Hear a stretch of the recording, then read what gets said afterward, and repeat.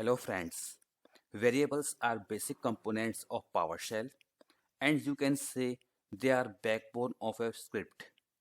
You will see throughout the series that how the use of variables makes scripting easy and dynamic. So in this section, we will discuss about variables, like what exactly variables are, what are the characteristics of variables, what are the type of variables, what are the best practices for using variables, how to use variables in expressions and statements, what are the data types in PowerShell, and do we really need to declare data type of a variable, and many more things you will come to know about variables by the end of this section. So let's start. Variables are basically a unit of memory that can be used to store any type of values. It may be output from a command, it may be path, name, settings, values, or anything it may be. For easy understanding, you can think variable as a box that can be used to store anything inside it. You can access the box by using its name, and when accessing it, you can put things in it, add things to it, or retrieve things from it. Those things stay in the box as long as box is available, allowing us to retrieve them again and again. Some typical use of variables are like if you have some piece of data that you plan to use over and over again, it makes sense to store it in a variable rather than having to retrieve it from where it is stored each time you need it. And suppose if you have a command that takes a long time to run and you want to try different things with the results. In that case, we can save the results to a variable so that we don't have to keep executing the same long running command again and again. To create a new variable, we can use assignment operator to assign a value to the variable. We don't have to declare the variable before using it. Just assign the value to variable and start using it. The default value of all variables is null. That we will see in coming slides. Let me discuss some characteristics of variables so that it may be easy to work with them. Variables are represented by a string that starts with a dollar sign. In example, these are some samples of variable names like employee list or total underscore count. A variable name can include any alphanumeric character and special characters as well. As you can see in this example, we have specified a variable that includes characters, numbers, and special characters as well. Variable names are not case sensitive, means it doesn't matter anything whether we use capital letters or small letters or a mix of both. In example, we can see we have specified two variables with the same name, though they have different letter types, but they represent the same variable. By default, variables are available only in the session in which we create them. Session closed, variables are gone. In case if you want that a variable should always be available whenever you open a session, then you can specify that variable in profile. In case you are not aware about profiles, don't worry, we will be covering them in detail in coming videos. When we are dealing with anything, it is always a good thing to follow best practices. In next few slides, I will try to cover some best practices that you can follow while using variables. First one is name should include only alphanumeric characters and the underscore character. Same we can see in example as well. Names that includes spaces and other special characters are difficult to use and should be avoided. In example, the variable name that is mentioned in green is good one, and the one that is mentioned in red is not as per best practices. So it should be avoided because it contains a space, and so it is difficult to use in our script. Always use sensible names so that it may be easy to guess the purpose of variable when seeing its name. In example, you can see variable in green. We can easily guess that it contains server list. But by seeing the name of variable in red, it is very difficult to guess what exactly the purpose of this variable is. So always use some sensible names while naming variables. Variables can either be local or global.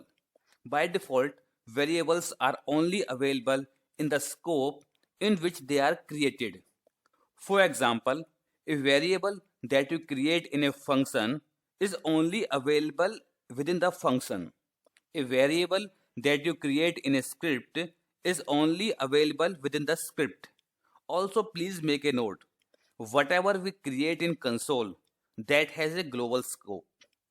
Global variable is active throughout the current PowerShell session. We will discuss about scope in detail in coming lectures. Let me see a quick demo to understand this. Let me give this demo some name. Suppose maybe uh, limited to scope in which they are created. Fine. Let me create a variable. Suppose maybe console underscore created. Fine. And assign a value to it. So I have created one variable in console itself, and let me run it. Okay, so this variable has been created. If we want to check its value, we can check, like it has a value of 1. Fine.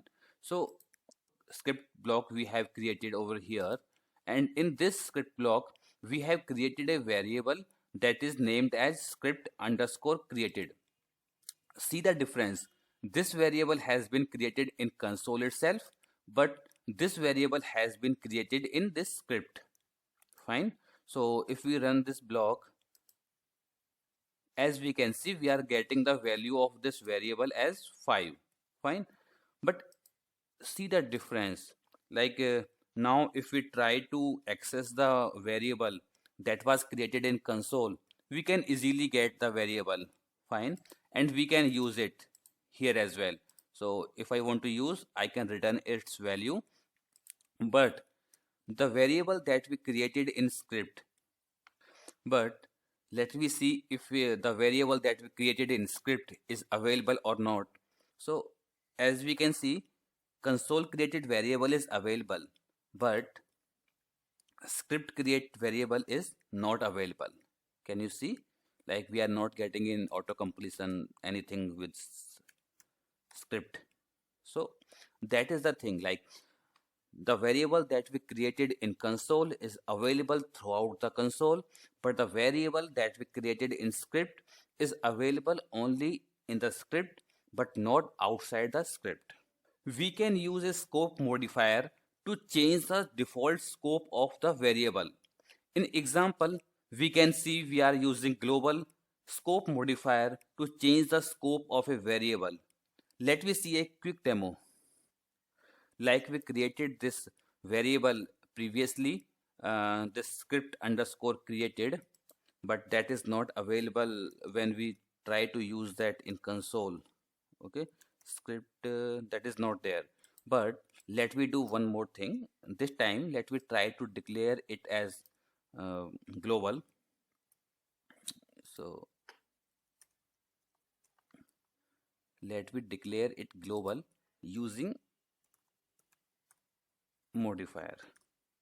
So let me run this script block again, and let me try to use this time script created variable.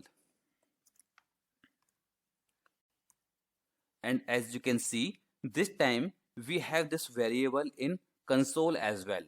but we created this variable in script because we have declared the variable as global in script only, so it is available globally. That is the use of scope modifiers.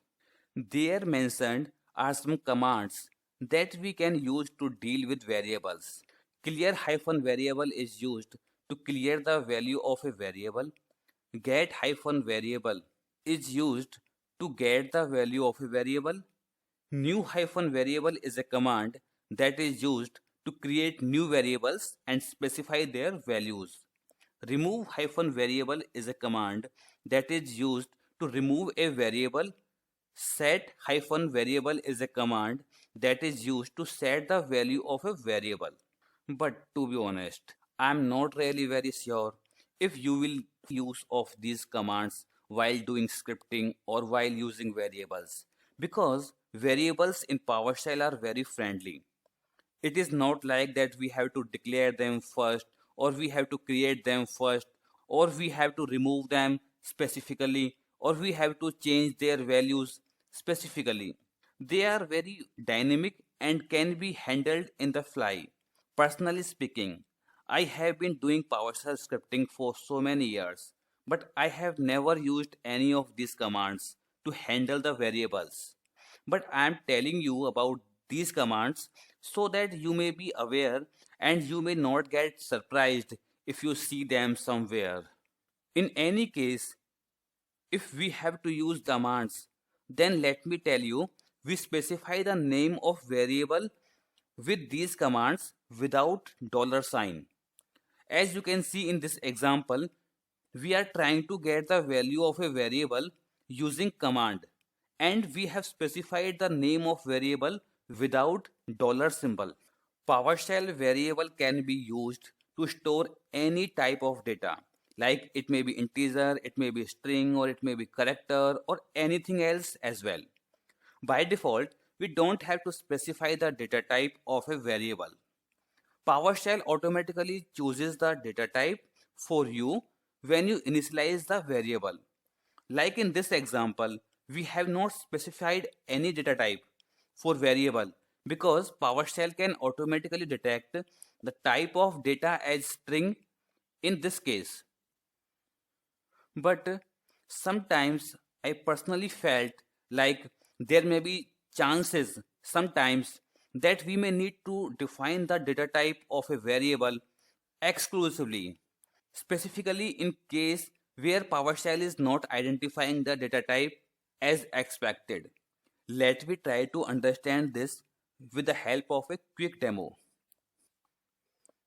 Let me give some name to this demo, like data declaration.